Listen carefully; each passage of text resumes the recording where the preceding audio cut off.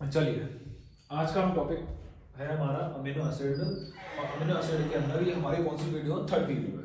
ठीक है, तो आज हम क्या पढ़ने का काम करेंगे। तो आज हम पढ़ेंगे छोटा सा टॉपिक कि पेप्टाइड बॉन्ड क्या होता है और उससे रिलेटेड क्वेश्चन, और थोड़ा सा कि अगर मैं अमीनो एसिड को क्या करता हूँ, एसिडिक कंडीशन में रखूँ या बेसिक कंडीशन में रखूँ, तब क्या देखने के लिए मिलेगा। तो बिना देर करते हुए चलिए स्टार्ट करते हैं। आइए, तो ये है आपका अमीनो एसिड का थर्ड पार्ट और आज हम बनाएंगे पेप्टाइड। तो स्टार्ट करते हैं। तो देख जरा, तो पिछली बार हमने अल्फा कार्बन से रिलेटेड मैंने आपको क्वेश्चन बताया था और मैंने बताया था कि आपका अल्फा अमीनो एसिड क्या होते हैं।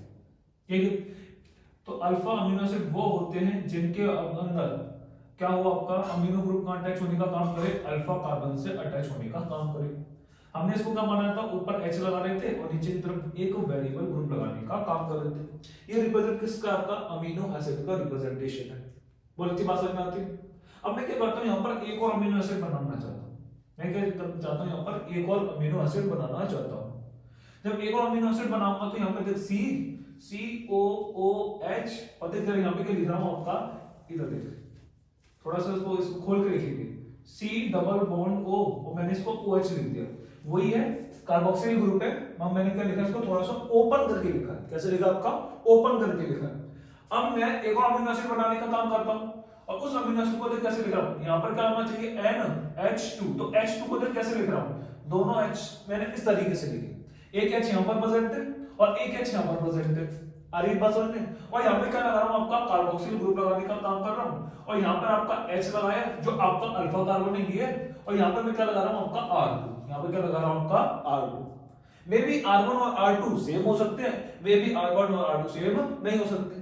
होगा क्या यहाँ पर, डिहाइड्रेशन। क्या होगा यहाँ पर, डिहाइड्रेशन। जो आप यहाँ पर कौन सा कार्बन देख रहे हो, देखो इधर, जो आप यहाँ पर OH देख रहे हो और यहाँ पर H देखने का काम कर रहे हो, यहाँ से रिमूव करो। यहाँ से क्या करो, आपको रिमूव करने का काम करो, और जैसे रिमूव करोगे तो क्या निकलेगा, यहाँ से आप बोलोगे सर यहाँ से निकलेगा वाटर। क्या निकलने का काम करेगा, वाटर निकलने का काम करेगा। और इसी प्रोसेस को हम क्या बोलते हैं, आपका डिहाइड्रेशन रिएक्शन बोलने का काम करते हैं। अरे इतनी बात समझ में आती है। तो एक चीज समझ में आती है, जब भी पेप्टाइड बॉन्ड बनता है तो उसमें सबसे पहले क्या याद रखना है, वाटर निकलता है। और इस प्रोसेस को हम क्या बोलते हैं, आपका डिहाइड्रेशन रिएक्शन बोलने का काम करेंगे। तो सर अब क्या बनेगा, अब इसको कंबाइन करके मॉलिक्यूल कैसे बनेगा, तो देख जरा, अब मॉलिक्यूल कैसे बन के आएगा, देख C alpha, C double bond O, ठीक है। और यहाँ पे देख क्या बचेगा आपका NH, क्या बचेगा वो NH, फिर इसके बाद C अल्फा, और बाकी बचा हुआ मैं अगर मैं यहाँ पर अटैच करने का काम करूं तो ये हो जाएगा, यहाँ पर R2 आ जाएगा और यहाँ पे क्या आएगा आपका R1, यहाँ पे क्या आएगा आपका R1, इसके ऊपर H आ जाएगा और यहाँ पे क्या आ जाएगा NH2 आने का काम करेगा। बात समझ में आ रही। अब आपको जो मैं सर्कल में करके दे रहा हूं ये रिप्रेजेंट करता है आपका पेप्टाइड बॉन्ड। जो मैं आपका बॉन्ड को सर्कल नहीं आपका ट्रायंगल में कर रहा हूं, ये क्या ट्रायंगल आपका किसके अंदर कर रहा हूं, रेक्टेंगल के अंदर कर रहा हूं, ये रिप्रेजेंट कर रहा है आपका पेप्टाइड बॉन्ड। क्या रिप्रेजेंट कर रहा है, पेप्टाइड बॉन्ड, पेप्टाइड बॉन्ड। ठीक है, मतलब CONH, CONH, CONH क्या है, ये आपका पेप्टाइड बॉन्ड का रिप्रेजेंटेशन है। इतनी बात समझ में आती है। और देख यार, एक ऐसा स्ट्रक्चर जिसके अंदर दो अमीनो एसिड प्रेजेंट होते हैं, बड़ा ध्यान से सुनना, यहाँ पे गलती कर जाओगे। एक ऐसा स्ट्रक्चर जिसके अंदर दो अमीनो एसिड प्रेजेंट होते हैं, ऐसे स्ट्रक्चर को बोलते हैं डाइपेप्टाइड। क्या बोलते हैं, डाइपेप्टाइड। गलती मत कर जाना, डाइपेप्टाइड का मतलब लगता है पेप्टाइड, ऐसा लगता है कि दो क्या प्रेजेंट होंगे, आपके पेप्टाइड बॉन्ड प्रेजेंट होंगे, पर नहीं नहीं नहीं नहीं, यहां गलती मत कर जाना। डाइपेप्टाइड का मतलब होता है कि आपके कितने अमीनो एसिड प्रेजेंट होंगे, दो अमीनो एसिड देखने के लिए मिलेंगे। बोली थी बात समझ में आ गई। आगे देख जरा, जब हम क्या पढ़ते थे, फिजिक्स और केमिस्ट्री पढ़ते हैं, तो पहले मैंने बता दिया था इस वाली साइड को हम क्या बोलते हैं, आपका लेफ्ट साइड बोलने का काम करते हैं, और जब भी और इस वाली साइड को क्या बोलते हैं, आपका राइट साइड बोलने का काम करते हैं। बात समझ में आती है। और जब क्या करते हैं, आपका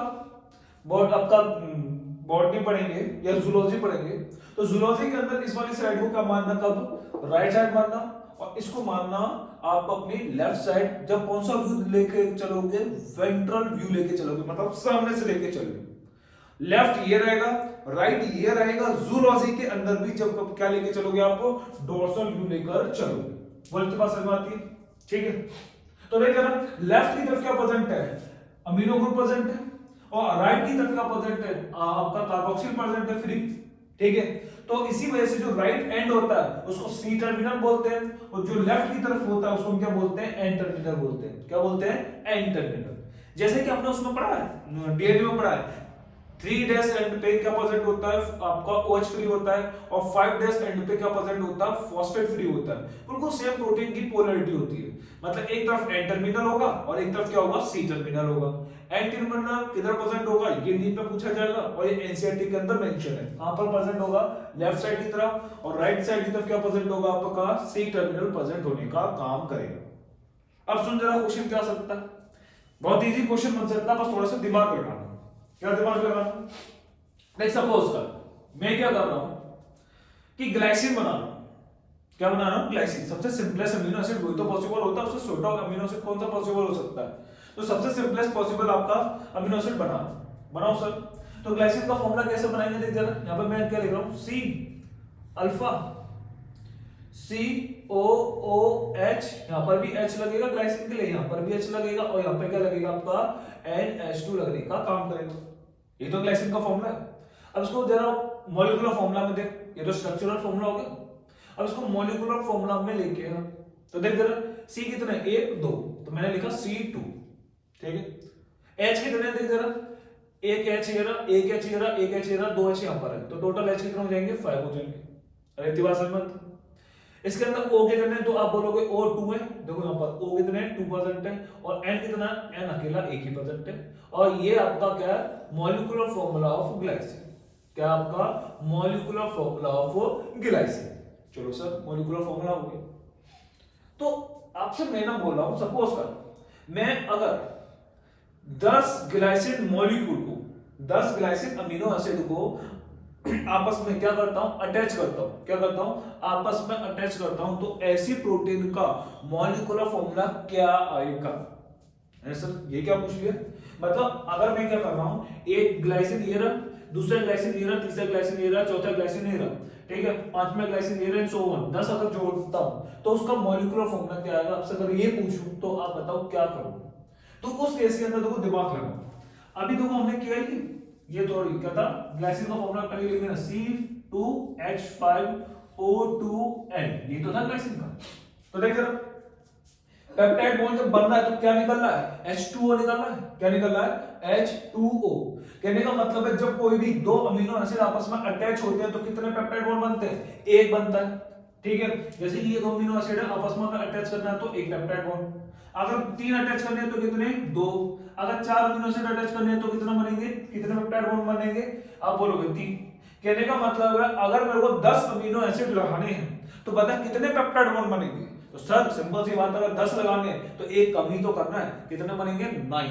कितने पेप्टाइड बॉन्ड बनेंगे, 9। तो कितने वाटर निकलेंगे, तो आप बोलोगे एक पेप्टाइड बॉन्ड बनने के लिए कितना वाटर निकलता है, आपका 1 वाटर निकलता है। तो आप मुझे बताइए 9 पेप्टाइड बॉन्ड निकलेंगे, कितने निकलेंगे, आप बोलोगे सर 9H2O निकलेंगे। कितने निकलेंगे, 9H2O।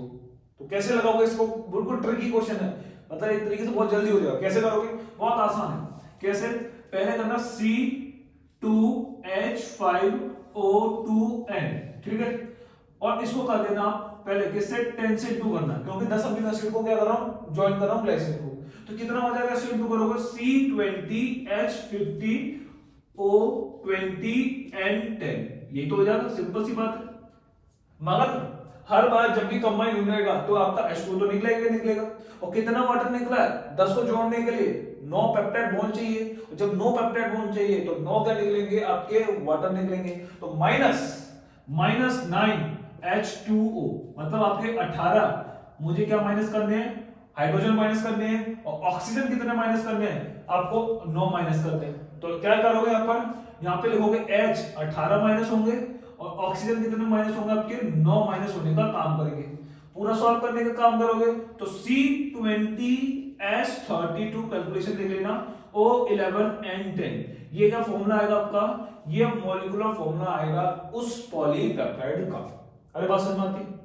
जब ये तो लीनियर के लिए था, एक क्वेश्चन मैं आपको देता हूं कि अब 10 अमीनो एसिड ही है, अगर आप उसको लीनियर में ना करके सर्कुलर में करते हो तो क्या मॉलिक्यूलर फॉर्मूला होगा, उसको कमेंट सेक्शन में लिख के देना कि what is the molecular formula of a polypeptide containing 10 amino acid for circular.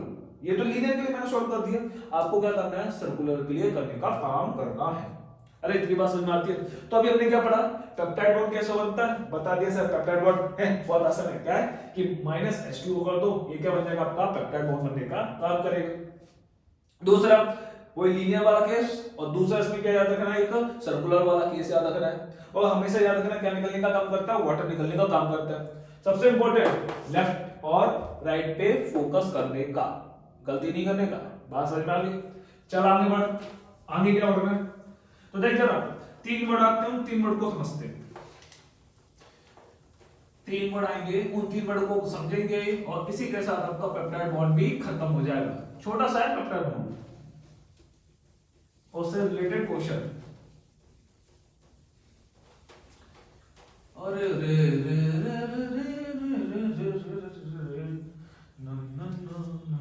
देखो जरा, हाँ एक आएगा आपका ओलिगोपेप्टाइड, एक वर्ड आएगा आपका ओलिगोपेप्टाइड, एक वर्ड आता है पॉलीपेप्टाइड, पॉलीपेप्टाइड आता है, पेप्टाइड आता है, और एक लास्ट वर्ड आता है आपका प्रोटीन। क्या वर्ड आता है आपका, प्रोटीन आता है। ठीक है, तो सुनो जरा, ओलिगोपेप्टाइड, माय मिस्टेक, ओलिगोपेप्टाइड। तो ओलिगोपेप्टाइड की अगर मैं बात करके चलता हूं, ऐसा प्रोटीन का स्ट्रक्चर जिसके अंदर 2 से लेकर 10 क्या प्रेजेंट हो, अमीनो एसिड प्रेजेंट हो, उस स्ट्रक्चर को क्या कंसीडर करके चलना, ओलिगो। ओलिगो का मतलब ही होता है 2 से लेकर 10, 2 से लेकर 10। ओलिगोसैकेराइड, उसमें भी 2 से लेकर 10 देखने के लिए मिलते थे। उसमें आप डाइसैकेराइड, ट्राइसैकेराइड, टेट्रासैकेराइड, इंट्रासैकेराइड पढ़ते थे। मैं जनरली आप उसके अंदर पढ़ोगे कौन सा, डाइसैकेराइड पढ़ने का काम करोगे, जैसे कि सुक्रोज हो जाएगा, माल्टोज हो जाएगा, लैक्टोज हो जाएगा। टेंशन ना लो, आने वाले टाइम में कार्बोहाइड्रेट स्टार्ट करेंगे। ठीक है, पॉलीपेप्टाइड जिसके अंदर 10 से ज्यादा, more than 10 but less than 100, but less than 100 amino acid, but less than 100 amino acid percent हो, ऐसे स्ट्रक्चर को बोलना पॉलीपेप्टाइड। प्रोटीन मोर देन आप बोलोगे 100 amino acid, more than 100 amino acid, तो इसको हम क्या बोलने का काम करेंगे, आपका प्रोटीन बोलने का काम करेंगे। मगर याद रखना ना, एक और चीज इंपॉर्टेंट है, सबसे इंपॉर्टेंट, अगर मेरे पास कोई पॉलीपेप्टाइड ठीक है प्रेजेंट है और उसके अंदर लेस देन 100 अमीनो एसिड है, ठीक है, और वो अपनी कॉन्फॉर्मेशन में आ जाती है। कॉन्फॉर्मेशन मतलब जो उसका ओरिजिनल है, प्राइमरी सेकेंडरी टर्शियरी जो भी है, जो उसका ओरिजिनल कॉन्फॉर्मेशन है, अगर वो उसको गेन कर लेती है तो ऐसे उसको हम पॉलीपेप्टाइड नहीं बोलेंगे, फिर उसको क्या कंसीडर करके आपका चलेंगे, प्रोटीन कंसीडर करके चलेंगे। अगेन रिपीट कर रहा हूं, सुनना जरा, ऐसा कोई हार्ड एंड रूल नहीं है कि 100 ही अमीनो एसिड होने चाहिए। अगर 100 से कम है मगर उसने अपना जो एक्टिव फॉर्म है, प्रोटीन ने अपना एक्टिव फॉर्म को क्या कर लिया, अचीव कर लिया, जैसे उसको टर्शियरी में पहुंचना था तो प्राइमरी से सेकेंडरी में कन्वर्ट हुआ और सेकेंडरी से वो टर्शियरी में कन्वर्ट हुआ, तो उसको मैं बोलूंगा चलो ये तो अपने फॉर्म में आ चुका है। किस फॉर्म में आ चुका है, टर्शियरी फॉर्म में आ चुका है। तो उस कंडीशन में मैं क्या बोलूंगा, it is consider as a, क्या आप बोलोगे, protein not a polypeptide. Example है बोलोगे सर, एग्जांपल दो, insulin is consider as a peptide, जिसके अंदर कितने परसेंट होते हैं अमीनो एसिड, आप बोलोगे 51 अमीनो एसिड परसेंट होते हैं। Insulin is consider as a protein, ठीक है, जिसके अंदर कितने परसेंट होते हैं, 51 अमीनो एसिड देखने के लिए मिलेंगे। कोई डाउट ना था? तो अभी तक हमने क्या पढ़ा, आपका बहुत इजी सा पढ़ा। सबसे पहले हमने क्या पढ़ा, पेप्टाइड क्या होता है, सॉरी क्या बोलता है, पॉली आपका पेप्टाइड बॉन्ड क्या होता है, और थोड़े से उससे रिलेटेड क्वेश्चन एन टर्मिनल और सी टर्मिनल। चलो ये भी हो गया, ओलिगोपेप्टाइड, पॉलीपेप्टाइड और प्रोटीन। प्रोटीन के बारे में एनसीईआरटी और क्या बोलती है वो भी समझ गए, वो भी याद रखना पड़ेगा। देखो अगला, प्रोटीन के बारे में क्या बोलती है एनसीईआरटी, प्रोटीन। तो एनसीईआरटी के पहले बोलते हैं इट इज अ हेट्रोपॉलीमर। क्या ये हेट्रोपॉलीमर है, हेट्रोपॉलीमर है, ये क्या आपका हेट्रोपॉलीमर है। सर हेटेरो का मतलब क्या होता है? मतलब डिफरेंट, कभी सेम अमीनो एसिड नहीं है, ऐसी कोई प्रोटीन नहीं होगी इसमें glycine glycine glycine glycine glycine glycine glycine लग गया, ठीक है, या ऐसी कोई प्रोटीन होगी इसमें ल्यूसीन ल्यूसीन ल्यूसीन ल्यूसीन लगा दिया, प्रोटीन होगी। Protein is just a heteropolymer, glycine होगा हेटेरो, आपका ल्यूसीन प्रेजेंट होगा, आइसोल्यूसिन प्रेजेंट होगा, मेथियोनिन प्रेजेंट होगा, सिस्टीन प्रेजेंट होगा। तो ये क्या है आपका हेटेरोपॉलीमर है। किस चीज का पॉलीमर है सर? आपका अमीनो एसिड का। किससे अटैच होते हैं? सिंपल सी बात, पेप्टाइड बॉन्ड से अटैच होते हैं, अभी जस्ट बताया, कोई दिक्कत नहीं। चला जा, प्रोटीन की बात करता हूं तो मोस्ट अबंडेंट क्या प्रेजेंट होता है? मोस्ट अबंडेंट आपका मैक्रोमोलेक्यूल होता है सेल के अंदर। वो चार्ट पढ़ो, पहला आपको मैंने बताया था जब इंट्रोडक्शन पढ़ाया था। तो कितना परसेंट होता है? आप बोलोगे सर 10 से लेकर 15% होता है। कितना होता है? 10 से लेकर 15% होने का काम करता है। चलो सर ये भी समझ में आ गया। दूसरा, मोस्ट अबंडेंट प्रोटीन इन किसके अंदर? आपके एनिमल किंगडम के अंदर कोलेजन होती है, याद कर लेना बस इसको। मतलब एनिमल किंगडम में मोस्ट अबंडेंट प्रोटीन है ये, मोस्ट अबंडेंट प्रोटीन है। और दूसरा, most abundant protein in universe, तो आप बोलोगे रूबिस्को। रूबिस्को मतलब most abundant protein, most abundant protein in universe, in universe. Carbon fixation करने में हेल्प करता है फोटोसिंथेसिस के अंदर, ठीक है। तो ये प्रोटीन के बारे में थोड़ा सा इंट्रोडक्शन डाल दूं, ठीक है। अब हम पढ़ने वाले हैं कि अमीनो एसिड को मैं क्या कर रहा हूं, किसमें डालो? एसिड और बेस के अंदर डालने का काम कर रहा हूं। तब मुझे क्या देखने के लिए मिलेगा, ये इंपॉर्टेंट है थोड़ा देखना। यहां पर बस एक असरदार रीजन बनने के चांसेस है, ज्यादातर पूछा जाता है। तो आ जाएगा कि amino acid versus pH, amino acid with pH. फिर मैं बताऊंगा ये असरदार रीजन कहां लिखा है और आपने अभी तक क्या पढ़ रहे थे। तो आगे जरा खोलते हैं एनसीईआरटी के एक एक धागे अच्छे से, बिल्कुल आराम से, प्यार से, धीरे धीरे, ठीक है। आजा, सपोज कर मैं कर ले रहा हूं एसिडिक पीएच ले रहा हूं, क्या लेकर चल रहा हूं? एसिडिक पीएच ले रहा हूं। एसिडिक पीएच का मतलब क्या होता है कि उसके अंदर H पॉजिटिव की कंसंट्रेशन ज्यादा होगी as compared to OH। Simple सी सर, इस बात से तो पता होगा कि what is a acidic condition, जिसमें क्या होता है H पॉजिटिव ज्यादा होंगे और OH का क्या होगा? कम देखने के लिए मिलेगा। और इसमें अगर मैं एसिडिक बोल रहा हूं तो लेस देन 7 देखने के लिए मिलेगा। तो उस कंडीशन के अंदर हो क्या होगा तो देखते हैं जरा। तो उस कंडीशन की अगर मैं देखता हूं अंदर अमीनो एसिड के अंदर क्या देखने के लिए मिल रहा है, एक रफली आइडिया लेके चलता हूं। तो मैं एक रफली आइडिया लेके चलता हूं। तो देख, कार्बन है, कार्बन पे अल्फा कार्बन है, यहां पर क्या प्रेजेंट होने का काम करता है? यहां पर C आपका OOH प्रेजेंट है, ठीक है। यहां पे क्या प्रेजेंट आपका H प्रेजेंट होने का काम कर रहा है, यहां पे क्या आपका R1, यहां पे मान लेते हैं R1 मान लेते हैं, सोन मानने में क्या जा रहा है। और यहां पे क्या मान लेते हैं NH2, क्या मानते हैं? NH2। यहां पे थोड़ी सी केमिस्ट्री आएगी, थोड़ा सा फोकस करना एकदम आपके लिए नया है। मैंने देखा जो नाइट्रोजन है, नाइट्रोजन के पास आपके 2 वैलेंस इलेक्ट्रॉन प्रेजेंट होते हैं। क्या प्रेजेंट होते हैं यहां पर? 2 वैलेंस इलेक्ट्रॉन प्रेजेंट होते हैं। टोटल 5 इसकी वैलेंस शेल होते हैं। वैलेंसी कितनी होती है? वैलेंसी इसकी 3 होती है, मतलब वैलेंस इलेक्ट्रॉन मगर 5 होते हैं, जिसकी वजह से 3 में तो बॉन्डिंग में चले गए, 2 इलेक्ट्रॉन अभी भी खाली रहे। मैंने देखा सॉल्यूशन के अंदर H पॉजिटिव बहुत ज्यादा, मतलब प्रोटॉन बहुत ज्यादा है, और इसके पास इलेक्ट्रॉन की डेफिशिएंसी है और इसके पास इलेक्ट्रॉन है। तो ये क्या करता है? दोस्ती का हाथ बढ़ाता है एक तरफ से, दोस्ती का एक तरफ से क्या करेगा? हाथ बढ़ाएगा। बात समझ में आ गई? जब हाथ बढ़ाने का काम करेगा तो देख क्या करेगा? अपने इलेक्ट्रॉन ये क्या करेगा? हाइड्रोजन को देगा और अपने साथ इसको मिला देगा। तो जिसकी वजह से अभी कन्वर्ट हो जाएगा NH3 पॉजिटिव। किसके अंदर कन्वर्ट हो जाएगा? आपका NH3 पॉजिटिव के अंदर कन्वर्ट हो जाएगा। और बाकी जो था वो रहेगा क्या? आपका C अल्फा H R1 और आपका COOH। सर इसकी वैलेंसी तो आप बोल रहे थे अभी थोड़ी देर पहले 3 होती है, यहाँ पर आप 4 बना लो। अरे एक कोऑर्डिनेट बॉन्ड होगा, पहले बता दे रहा हूं। यहाँ पर आपको क्या करना पड़ेगा? H2 तो लिखना पड़ेगा, यहाँ पे कुछ इस तरीके से बनाना पड़ेगा, एक कोऑर्डिनेट बॉन्ड होगा, उसकी वजह से पॉजिटिव आ जाएगा। मतलब अपने दोनों लोन पेयर किसको दे देगा? हाइड्रोजन को दे देगा। अब परमानेंट के लिए नहीं देगा, बस शेयरिंग कर देगा, जिससे इसके ये भी क्या हो जाए? स्टेबल हो जाए। अरे बात समझ में आती है? इसीलिए मैं इसको शॉर्ट में लिख देता हूं, बार बार ना लिखना पड़े। किस फॉर्म में प्रेजेंट होगा आपका? NH3 positive. किस में होगा आपका? NH3 पॉजिटिव के अंदर प्रेजेंट होगा। अरे इतनी बात समझ में आ गई? कोई दिक्कत यहां तक?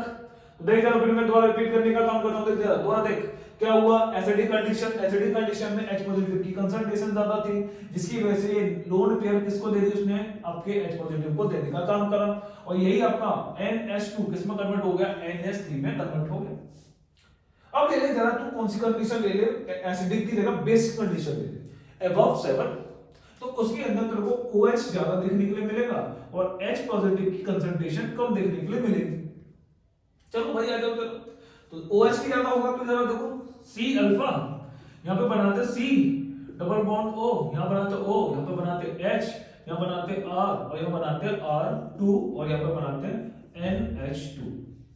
अगर यहाँ पर OH ज्यादा होता है, क्या प्रेजेंट होता है, OH ज्यादा होता है, तो होता क्या उस केस में कि यहाँ पर OH नेगेटिव आएगा, यहाँ OH नेगेटिव आएगा, वो क्या करेगा, देख जरा आप केमिस्ट्री के अंदर वर्ड पढ़ोगे इलेक्ट्रोनेगेटिविटी, टेंडेंसी टू एबिलिटी या ability to attract lone pairs, जो लोन पेयर्स को खींचने की ताकत होती है उसी को क्या बोलता है, आपका इलेक्ट्रोनेगेटिविटी बोलने का काम करते हैं। सबसे ज्यादा इलेक्ट्रोनेगेटिविटी होती है F की, दूसरे नंबर पे ऑक्सीजन और तीसरे नंबर पे नाइट्रोजन। तो देखिए यहां पर ऑक्सीजन आ रहा है, तो ऑक्सीजन यहां पर प्रेजेंट है, तो यहां पर लोन पेयर शेयर हो रहा है हाइड्रोजन के और ऑक्सीजन के बीच में, उसको अपनी तरफ खींच लेगा, खींच लेगा तो यहां पर पार्शियल नेगेटिव और पार्शियल पॉजिटिव, मतलब कहां पर इलेक्ट्रॉन होंगे तुम्हारे ऑक्सीजन की तरफ प्रेजेंट होंगे, कहां पर प्रेजेंट होंगे, ऑक्सीजन की तरफ प्रेजेंट होंगे।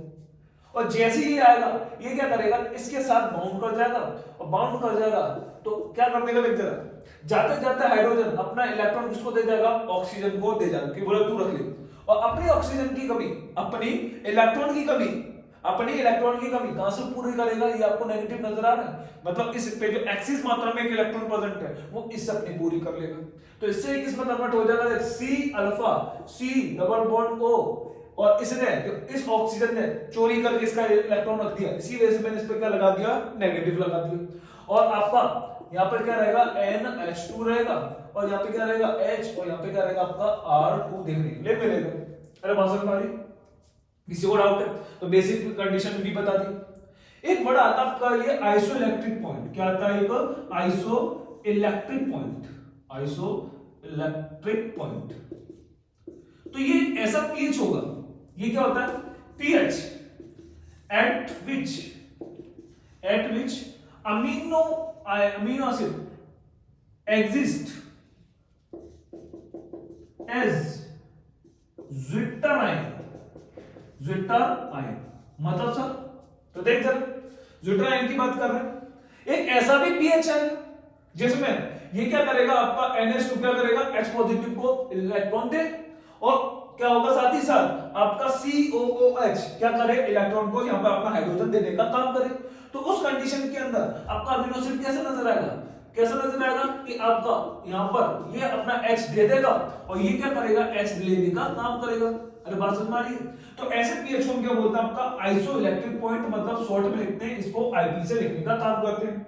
तो एक ऐसा अमीनो एसिड या ऐसा मॉलिक्यूल जिसके ऊपर ओवरऑल चार्ज 0 हो, ओवरऑल चार्ज क्या हो, 0 हो, प्रेजेंट हो, देखना जरा, ओवरऑल चार्ज 0 हो मगर उसके अंदर चार्ज देखने के लिए मिले, तो ऐसे मॉलिक्यूल को हम क्या बोलते हैं, आपका ज्विटर आयन बोलने का काम करते हैं। क्या बोलते हैं उसको, ज्विटर आयन बोलने का काम करते हैं। अरे इतनी बात समझ में आती है, किसी को डाउट है यहां तक? अरे बात समझ में आ गई, दोबारा रिपीट कर रहा हूं, एक ऐसा मॉलिक्यूल जिसके अंदर पॉजिटिव चार्ज भी प्रेजेंट हो और नेगेटिव चार्ज प्रेजेंट हो मगर ओवरऑल चार्ज इसके अंदर क्या हो, 0 देखने के लिए मिले, उसी को हम क्या बोलते हैं, आपका ज्विटर आयन बोलने का काम करते हैं। कब देखने के लिए मिलेगा, आप लोगों केवल आइसोइलेक्ट्रिक पॉइंट पे देखने के लिए मिलेगा। अब सुन जरा, एक मैं लाइन बोल रहा हूं, at different pH amino acid exit in different form में एग्जिट करने का काम करेगा। देख एसिडिक कंडीशन में देख, इसका पॉजिटिव था, इसका स्ट्रक्चर अलग है, इसका स्ट्रक्चर अलग है और इसका स्ट्रक्चर अलग है। जैसे जैसा पीएच चेंज कर रहे हो वैसे वैसा अमीनो एसिड का स्ट्रक्चर भी तो चेंज हो रहा है। तो मैं ये कह सकता हूं डिफरेंट पीएच पे अमीनो एसिड, डिफरेंट पीएच पे अमीनो एसिड किस फॉर्म में रहेगा, डिफरेंट शेप में रहने का काम करेगा, डिफरेंट चार्ज को एक्वायर करेगा, हासिल करेगा। सामने नजर आ रहा है, ये आपने बनाया, ये भी बनाया, ये भी बनाया, ठीक है। यहाँ प्लस H2 लिख देना, यहाँ प्लस H2 लिख देना। रीजन ये क्यों हो रहा है, सारा का सारी कहानी क्यों हो रही है, बिकॉज क्योंकि केवल और केवल इस अमीनो ग्रुप की वजह से और किस वजह से, कार्बोक्सिल ग्रुप से, because it contain soluble ionizable because it contain ionizable amino group and ionizable carboxyl group। अगर ये ionizable होते ही नहीं तो कभी भी डिफरेंट स्ट्रक्चर फॉर्मेशन देखने के लिए नहीं मिलता डिफरेंट पीएच के अंदर। इतनी बात समझ में आती है। तो आज हमने क्या पढ़ा, समराइज कर लेता हूं, वो रिपीट कर देता हूं, फिर मैं आपको एक्सप्लेन करता हूं ये लाइन कहां मिलेगी। देखो जरा, आप जरा इस वाले पेज पे आइए, पेज नंबर बायोमोलिक्यूल में। देखो जरा, आपको यहां पर आइए, ज्यूटर आयन का देखो स्ट्रक्चर बनना है। इस ज्यूटर आयन के जस्ट ऊपर देखना, जरा ज्यूटर आयन के जस्ट ऊपर हल्का सा ऊपर देखना। यहां पर असर्जन क्या लिखना है, मार्क कर लेना जरा। असर्जन क्या बनेगा, देखो असर्जन बिल्कुल आसान है। हाँ, in solution of different pH मिला, देखो हेंस वाला, हेंस को हटा देना। In solution of different pH the structure of amino acid changes. ये तो सर सही है गलत है, पहले तो ये पूछेगा ये स्टेटमेंट सही है गलत है। अरे सही तो है, डिफरेंट पीएच पे हमें क्या मिल रहे हैं, स्ट्रक्चर डिफरेंट देखने के लिए मिल रहा है। और जस्ट ऊपर क्या दे रखा है, रीजन दे रखा है। क्या पर दे रखा है, the particular property of amino acid is क्या क्या ionisable nature of NH2 and COOH, because presence of ionizable and presence of COOH की वजह से ही हमें क्या देखने के लिए मिलता है, डिफरेंट स्ट्रक्चर देखने के लिए मिलते हैं। ये असर्जन रीजन है, मार्क कर लेना। और अब आप क्या करना, पूरा अमीनो एसिड पढ़ के देखना। कहां से, केमिस्ट्री से पढ़ के देखना। और कहां से पढ़ के देखना, बायोमोलिक्यूल की केमिस्ट्री और इस बायो से, जूलॉजी से। आपको एक एक क्वेश्चन मिल जाएगा, गारंटेड है। आज के लिए इतना ही। अब नेक्स्ट वीडियो में पहले बता दे रहा हूं क्या पढ़ाऊंगा, प्रोटीन का primary structure, secondary structure, tertiary and आपका क्वार्टिनरी स्ट्रक्चर क्या होता है और उससे रिलेटेड क्वेश्चन। और स्टार्ट कर देंगे आपका दूसरा सबसे लेंथी टॉपिक फालतू का, जिसको बोलते हैं आपका कार्बोहाइड्रेट। कार्बोहाइड्रेट काफी लंबा चलता है, उसको मैं करूंगा कवर। ओके, मिलते हैं नेक्स्ट वीडियो में, तब तक के लिए आराम से तैयारी करिए नीट की। All the best.